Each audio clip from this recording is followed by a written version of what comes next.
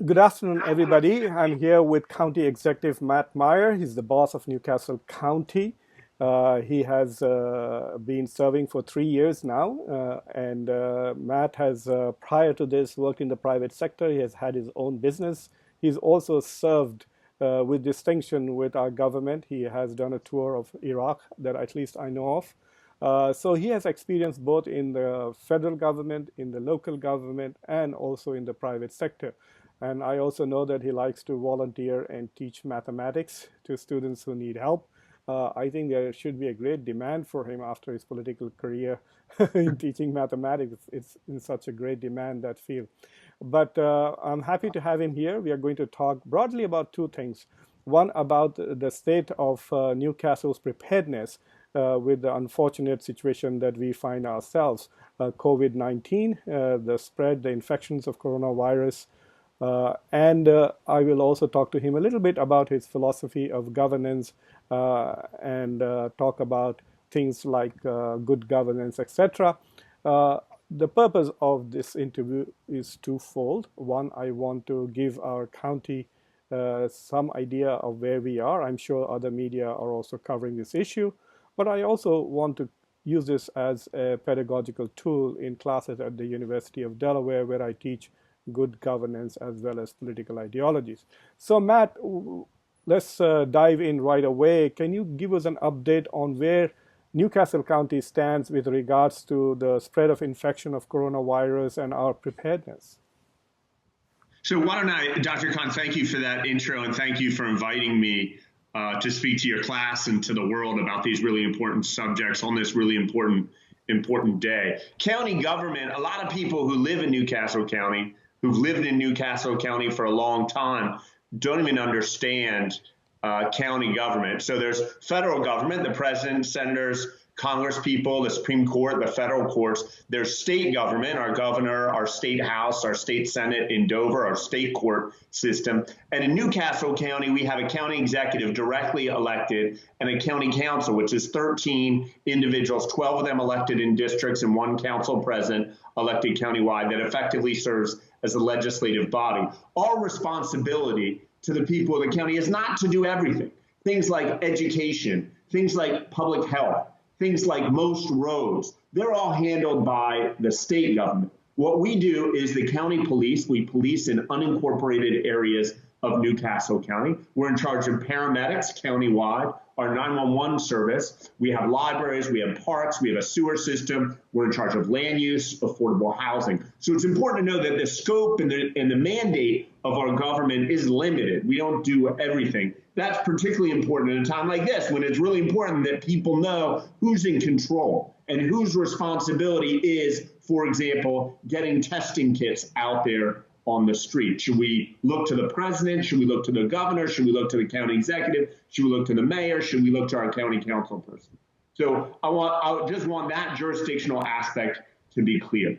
In terms of looking at the county right now, as of today, there are 40 cases tested positive in the state of Delaware. 28 of them are in Newcastle County. Now, this is information released to the public from the State Division of Public Health. Now, 40 in a population of 930,000 or 28 in a county population of about 565,000 is not that many people. There are probably more people with the flu and with other serious ailments than that 28 in Newcastle County. A few important things to note. One is there is no cure. There is no known cure for COVID-19. So particularly among vulnerable populations, older people, people who are immunocompromised, there is significant chance of serious harm happening. So we got to make sure that those vulnerable populations never contract it. That's the first thing. The second thing is that many epidemiologists, many disease experts think those low numbers are not a reflection of only 40 people in Delaware having it or only 28 county residents have it. They think it's a reflection of just low levels of testing. That the more we test, and the governor just yesterday announced a statewide testing plan, which includes 3 sites in Newcastle County, 2 in Wilmington, and one in Newark. Once those tests start coming in, we're expecting to see that number 40 increase dramatically. Thank you very much for that primer on the division of sovereignty and federalism, Matt. So we understand that there are limits to the responsibility of the county with regards to dealing with the coronavirus infection. So as I understand, probably the biggest area where Newcastle County will be involved in is if there are too many emergency calls and there is a demand for more and more paramedics to come in. However, However, there Go is ahead, Doctor. Go ahead. however, there is this prediction that that the economic consequences of the coronavirus are going to be significant. Some of the numbers that the economists are throwing around are really scary. They're talking of 20% unemployment, which would be depression level numbers. But at least we might be worse off than we looked at after the 2008 economic crisis that we experienced just 12 years ago. So my question to you is the county already thinking of how to plan economic redevelopment and economic revival of the county and the state beyond the coronavirus? We don't know. By most accounts, we have not yet peaked in the country or in the state, and so we are still going. It's quite possible that by the time, even if we flatten the curve, by the time we come out of it, it'll be in the middle of the summer or late summer. So are you setting up a task force or something like that where you could start thinking of ways in which we can start investing and developing the economic side of the county post-coronavirus? So the quick answer is no. And let me explain a little bit why. I appreciate the question. The first thing is just to correct you. Public safety is among the most important things we do. Police, paramedic, 911, emergency responders. We partner with the fire department to get them funded, the fire companies across the county. It's not the only thing we do. I have 565,000 bosses, Dr. Khan. And right now, what I'm hearing from them is they're worried about basic health and safety. They're worried about making sure everyone social distances. Like a lot of people, like my parents, people are worried about older friends, relatives, people are worried about themselves. How to make sure you keep that social distance, how we make sure we get basics to people across our community. So in addition to making sure that our police, our 911 center, our paramedics are operating, I'm working hard to make sure we're keeping everyone safe. And let me say this, just to be absolutely clear, it's tempting if you're in Newcastle County, you hear only 28 people have tested positive. It gives you a sense of comfort that this is not much concern. I want everyone in our county today to treat everyone like that they see like they've already tested positive. That is the only way we will get through this, because we don't know. It's an invisible enemy. So we need to act like everyone's positive. Keep your social distance. Don't put yourself in a position where there's a large crowd. Do what you need to do to get your basics, and use the internet to do various things to have a good time. In terms of the economic questions, I appreciate the economic issues. I think they're very important. They potentially could spill over to public health issues, to mental health issues. We're cognizant of that, but we're not there yet. We first want to make sure we've turned the corner on this outbreak before we really start looking hard at how to recover the economy. Let me just say one last thing on this note. When I came into office, a stabilization reserve, we have a reserve in the county that enables us to tap into cash, millions of dollars for the community in desperate times. About 10 years ago, under County Executive Coons, that reserve was up around $80 million. When a year after I was in office, it was dwindled down to about $19 million. We've worked very hard the last 2 years to build that reserve back up. Now it's at close to $40 million. And so what we're doing right now is we're holding that money tightly, whereas in the past we've spent it for various projects for the community. We're holding on to it tightly. At the appropriate time, when we're ready for people to go back outside, to go back shopping, we're going to make sure our people are taken care of.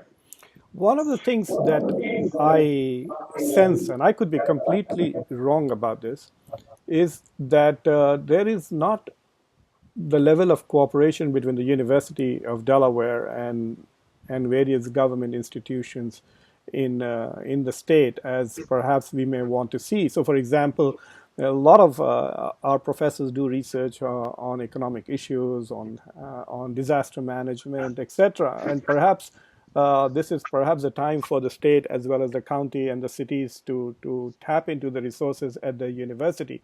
Having said that, I have one more question to you about coronavirus, and then we'll move on to other issues. Do you think that the level of testing in the county has been adequate, and do we have No. enough tests?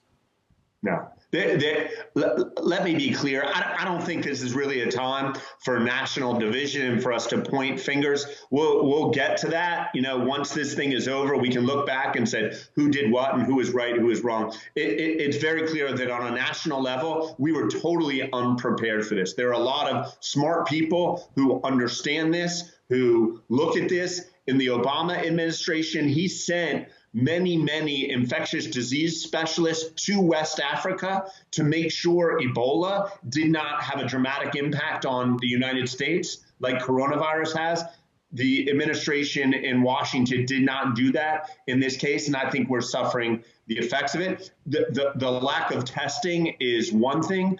Another thing is just the lack of attention to a vaccine that you'd think with what was going on in Wuhan back in late November, early December, which is 4 months ago, we could have garnered national resources at that time to start looking at getting a vaccine so that they'd be further down the path today. Yeah, it appears to me that in spite of all our resources and our complex society and our complex government system, we are not prepared, or even, the whole government system lacks the capacity to respond to crisis in time. And I think we're learning a lot. I agree. I think we're learning a lot. The key thing, Dr. Khan, right now is just to emphasize to people, my experience, a lot of people just in my neighborhood in Wilmington, my colleagues, my 2,095, colleagues at county government, and a lot of people across our community are really taking this seriously. They're making sure that they're in a situation for the forthcoming weeks that they're not at risk of getting this, and they're not at risk of, if they have it and don't know it, they're not at risk of transmitting it to anyone else. It's really important. If we can get everyone in our community to do that, I think we'll be in a much better place. I want to switch gears and talk a little bit about government itself and your experience. So now that you've been in government for 3 years, what was the most surprising things that you found about being in power as opposed to, say, being outside? Like somebody like me can always look and say, oh my God, why aren't they doing this? Why aren't they doing that? This is so obvious. But I have never been in a position that you are in to see the workings of the government from inside out. So what do you find most surprising to you once you got into government, especially in elected office? I mean, it's a few things. First of all, it hasn't been 3 years. It's been 3 years, 2 months, and 18 days. Oh my God, you're counting it. First of all, it's been the greatest honor of my life to serve as county executive, having the opportunity, having the seat at the table to provide extraordinary service to the people of this county is just an honor. Having the opportunity to be on the front lines, fighting the opioid crisis, making sure that firefighters, every first responder, when they show up to an opioid incident, has life-saving Narcan. That's really, it's an honor and an incredible opportunity. It enables me to put together a lot of different things from my background, whether it's being a middle school math teacher or starting a small business or being a diplomat in Iraq, bringing a lot of experiences to bear to serve the community where I grew up. So it's a tremendous opportunity. In terms of surprise, in some ways, I think I have more power more opportunity to help the community, to serve than I anticipated. So, for example, making sure we've put into place tremendous safeguards to make sure our 911 operators are safe. So police officers now, they're reporting to their car. Normally, we have something called roll call, where at the start of a shift, all police officers come together in a room for a speech by the sergeant or by the chief of police or sometimes me. We're obviously not doing that now. They go straight to their cars. We're doing some meetings virtually, but there's very little danger for police, with the exception of when they encounter individuals in a police incident, and we're taking all sorts of steps to keep them safe in those circumstances. Paramedics, similarly, they're at paramedic stations across the county. They are not in meetings every day where they're in close quarters. Our 911 center, on the other hand, our emergency communication specialists, they're in a big room where there might be 30, 40 people there. So they can't just leave. We can't tell them don't go. We can't really move around desks because there's all sorts of technology there and wires. So what we're doing is, number one, we're doing everything to keep our teams safe. We are starting, it was going to be tomorrow, but we didn't get the thermometers in yesterday as expected. UPS is taking a little longer. By Tuesday, we will be taking the temperature of everyone going into that 911 center. If your temperature is above the CDC regulated 100.4, you leave and go home for 2 weeks. We're also making sure that no one is sitting within 6 feet of anyone else. So hopefully, if one person had the virus, they don't infect everyone else. And third, we're making sure that that teams are segregated. So normally 911 call takers take shifts whenever they can. Now you're on one of several teams. If you're on team A, you're not allowed to work with anyone on team B. If you're on team B, you're not allowed to work with anyone on team C. So that way we're keeping the disease segregated. So something like that is a surprise, that we could sit in an office within about 30 minutes, design a way to keep 911 operators safe, and within a day or two, we roll it out and it happens. So that's one way in which I'm like, wow, we actually can affirmatively do things that impact the community. We've done it. Last year, we started a pilot of computer classes, programming, software development classes for kids from poor neighborhoods across our county, so that by the end of a summer program, they were in a position where they could make money software developing, things like that, ideas that we've come up with. That's really inspiring to have that opportunity. Sometimes it's a little depressing. You don't have the power that you think you have. I say there are very few things I can do, actually, without my mom's permission or the permission of 7 people on county council. So I can think of all sorts of great things we do, but if I can't convince 7 people on county council to do it, it's not going to happen. So as a professor, when we apply for jobs or when we are applying for grants, especially teaching grants, we write something called our teaching philosophy, like what are the methods we use, what is the purpose, fundamental purpose behind the classes that we teach. So all academics have some kind of a notion of what their teaching philosophy is. So do you have a governing philosophy? I do. You do? Good. So would you mind sharing with me and my students what your governing philosophy is? There are 5 words in 2 sentences that describe my governing philosophy.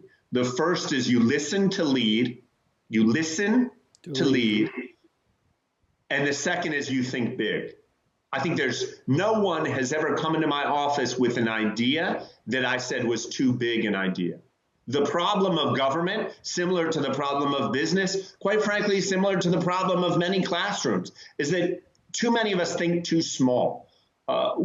We don't think about what are the big ideas that are really going to move our community forward for the next generation. So we've done a variety of things to promote both listening to lead, doing more town halls than any other county executive in history, now an awful lot of online engagement, and generally just in our tone and speaking with the public at community meetings, telling them that we want to hear your ideas and we want to incorporate those ideas into how we serve the community.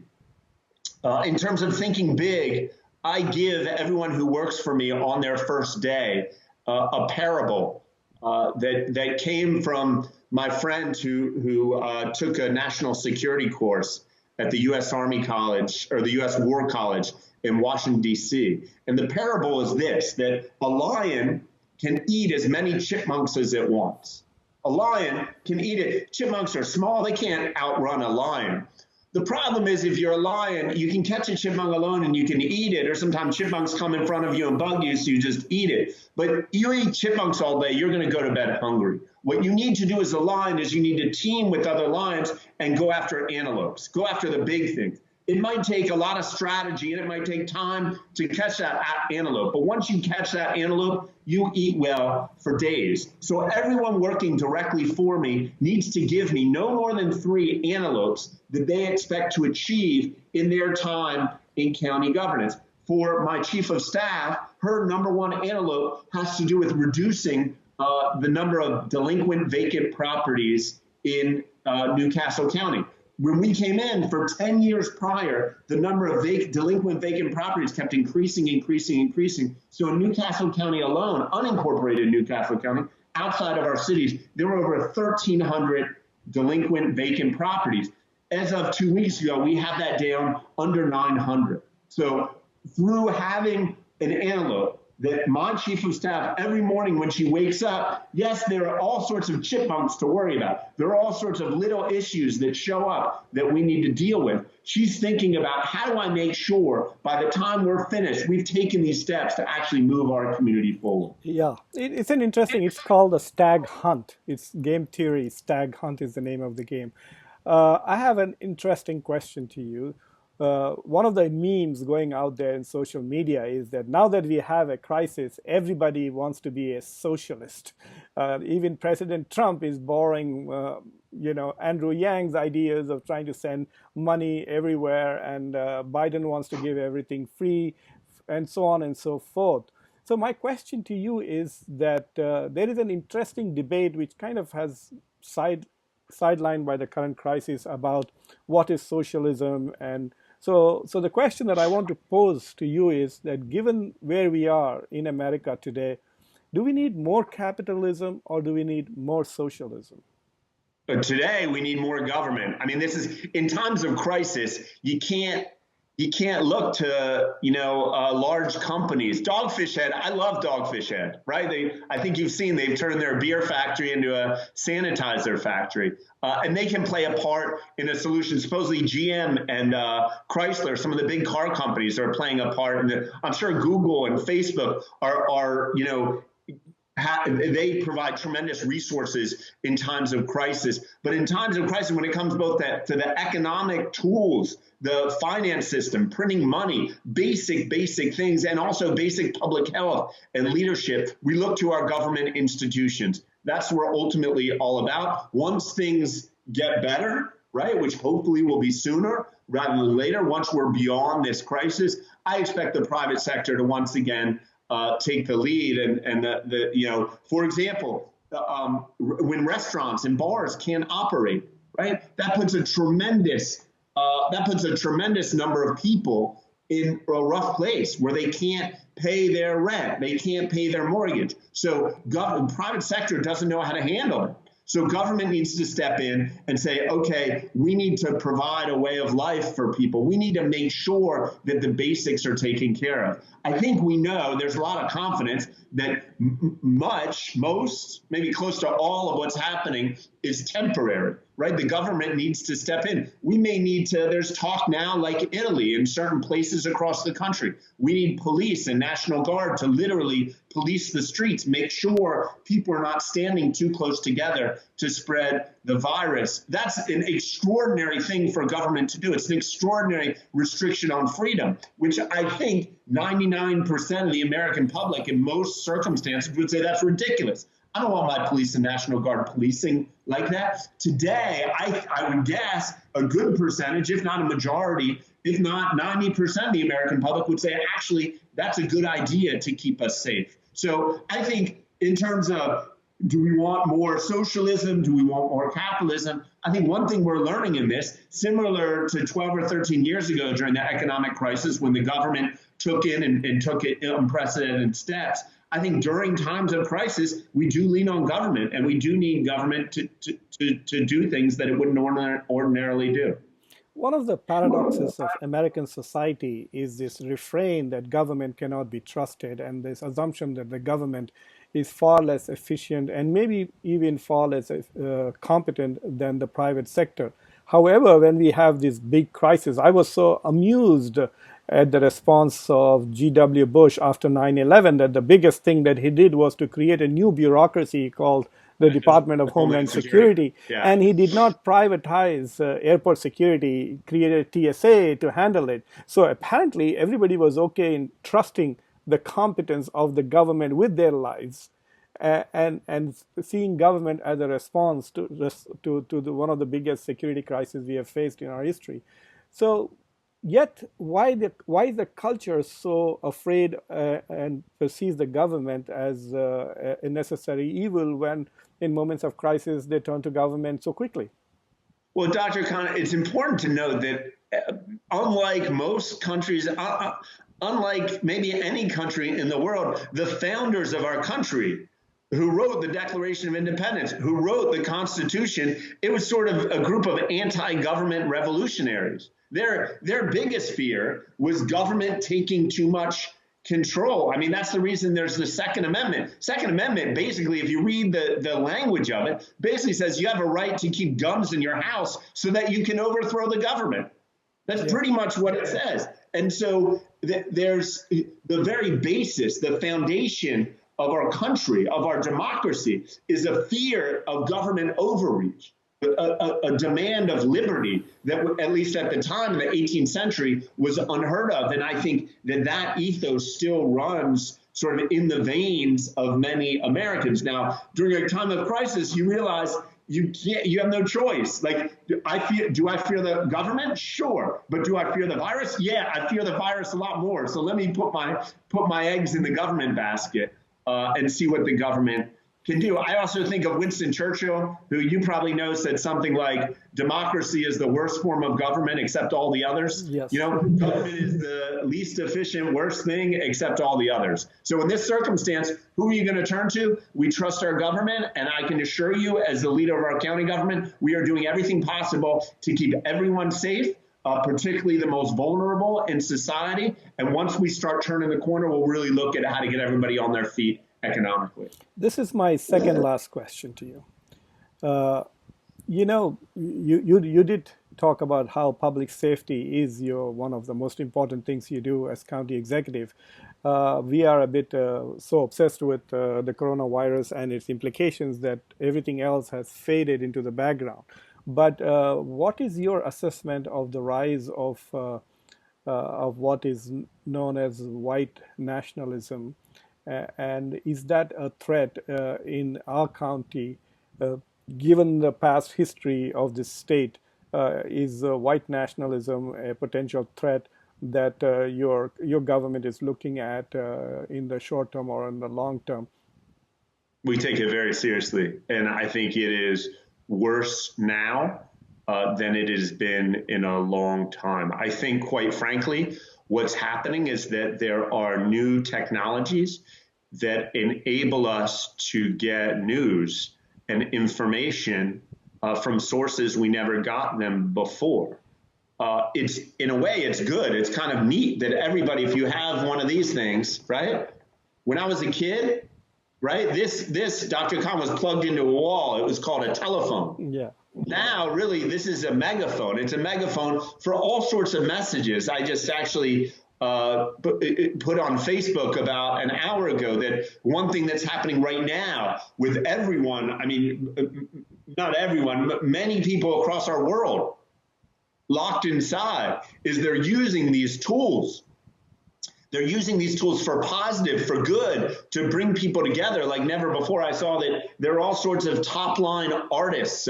John Legend did a free concert for an hour. You could kind of watch him in his living room playing. Like, there are extraordinary things. People are having drinks with each other through Skype. People are coming together doing extraordinary kind things for strangers and neighbors. Which is wonderful. But up until the start of this crisis, while some of those things happened, a lot of what happened was they were using these tools of the internet as tools of misinformation. So whereas when I was a kid, if there's some crazy white nationalist who has crazy ideas, he'll call Channel 6 News, he'll call NBC, he'll call CBS, ABC, and try to get on with his crazy things. No one would give him an audience. But now if he has one of these things, he has a megaphone. And I think some of that is resonating with a certain percentage of society. You add on to it mental health concerns prior to this crisis of people, I think more than ever, because of some of the social media stuff, feeling alone. It makes an extraordinarily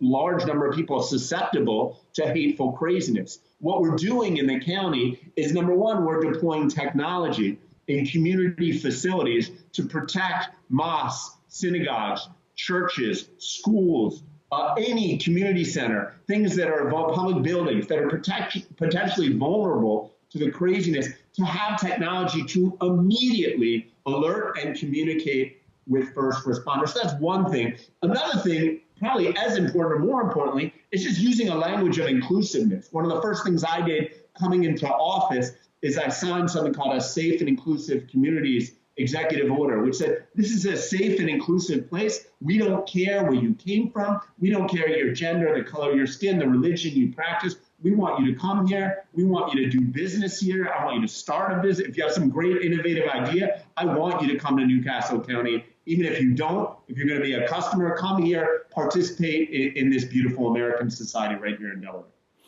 Well, one of the group that has been affected incredibly are students.